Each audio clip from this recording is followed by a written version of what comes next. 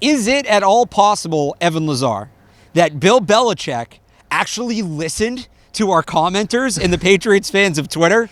Because the Patriots yesterday morning broke the mold. They traded for a big-name wide receiver at the trade deadline, and now Mohamed Sanu is a New England Patriot. I'm Alex Barth, joined by Evan Lazar. This edition of Patriots Press Pass is powered by Keeps.com. If you want to take the first step against hair loss, visit Keeps.com/garden. That's KEEPS.com/garden for your first month free. Evan, I'll start with an easy one. Can you believe it? They finally pulled off the trade fans have wanted them to make for years. Can you believe it? I can believe it because the Patriots have really been kicking the tires on wide receivers, dating all the way back to the offseason, March, April, that time of year. They've been on, at least in some capacity, pretty much every single wide receiver trade that's been made in the last 6 months. We're talking Odell Beckham Jr., Antonio Brown the first time when he went to Oakland, Mohamed Sanu, Emmanuel Sanders. Just go right on down the list. At some point in time, they were going to up the ante and they were going to get one of these deals done. It was finally done with Sanu. Okay, now you've watched the tape specifically from this season.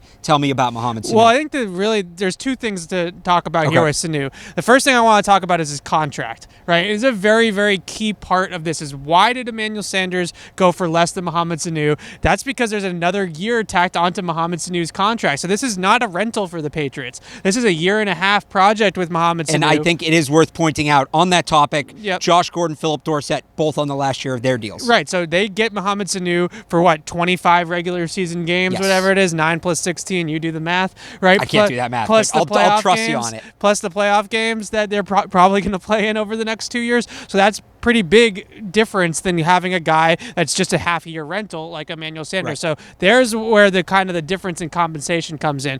Now, in terms of what he offers them on the field, I think what's really exciting about it is that although it's different skill sets, it offers them two guys that can play in the slot between the numbers, similarly to what they used to have with Edelman and Amendola. Now, you just have a bigger-bodied receiver in Sanu, but you still have the schematic advantages of having two guys that can work the middle of the field, which I think is going to be very big, not only for Tom Brady's comfortability, but also opening up the playbook to some of those two-slot receiver concepts that they like to run. So those are very difficult for defenses to stop because you're not going to have more than one nickel corner on the field very often. So there's going to be some matchup against a linebacker or a safety or something like that going on in the middle of the field with a wide receiver like Sanu against one of those guys. That's a mismatch that they can create. Also on the tape, a great feel for zone coverage.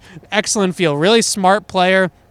Understands spacing, understands how to break away from defenders, find those little pockets in the zone coverage, get open quickly, present easy targets for the quarterback, be an easy receiver to throw the ball to. That's a big thing with him as well. Great hands and the ability to fight through contact and really be strong at the catch point. All of those are things that you really like to see as a Patriots fan because those are things that Tom Brady is very comfortable with doing. The strong hands thing is a big one for me. That's always the first thing I look at when the Patriots are going for a wide receiver. See somebody that can snatch the ball out of the air, get the ball away from his body. That's going to be a big one with Sanu. This edition of Patriots Press Pass is brought to you by Keeps. If you want to take the first steps against hair loss, visit Keeps.com. That's KEEPS.com/garden for your first month free. So, Evan, everything you just described sounds very good. Sounds like the Patriots offense is about to go up a notch. Right. How long were you going to have to wait, though? He told reporters Wednesday morning that maybe he could go Sunday if the team fails up to it, but he'll go by their plan. It's not, like I say this all the time, it's not like a trade deadline in baseball or basketball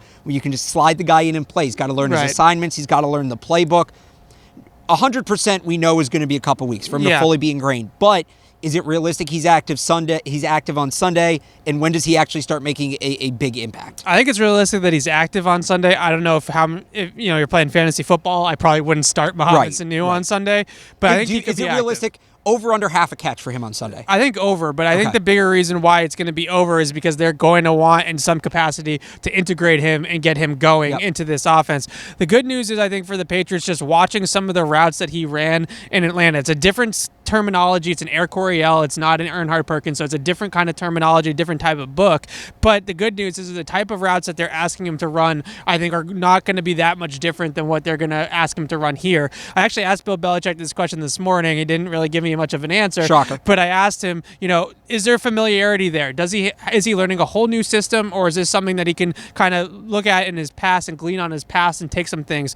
And he said that, he's played in a couple of different systems, so we'll see how it goes. The way that he phrased that, he's played in a couple of different systems, makes me think that Belichick thinks that the transition won't be that difficult. Okay. Last point we need to get to here is how this affects the rest of the roster. They didn't cut any wide receivers to make room.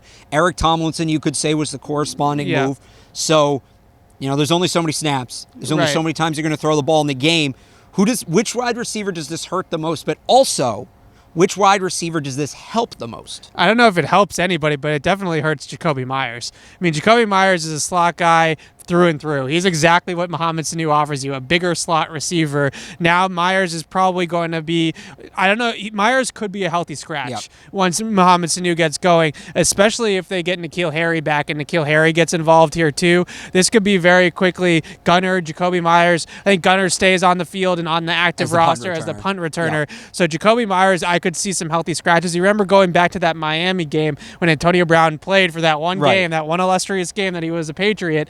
Jacoby Myers was a healthy scratch for that game. So I think this addition of another wide receiver, a veteran receiver that plays in the slot. Sanu played 78% of his snaps in the slot for Atlanta. So he's basically Jacoby Myers, but just 8 years ahead of him. So that's going to be a big kind of uphill battle for Myers going forward. This edition of the Press Pass has been brought to you by Keeps.com. If you want to take the first steps against hair loss, visit Keeps.com/garden. That's KEEPS.com/garden for your first month free. For Evan Lazar, I'm Alex Barth. Thanks for watching.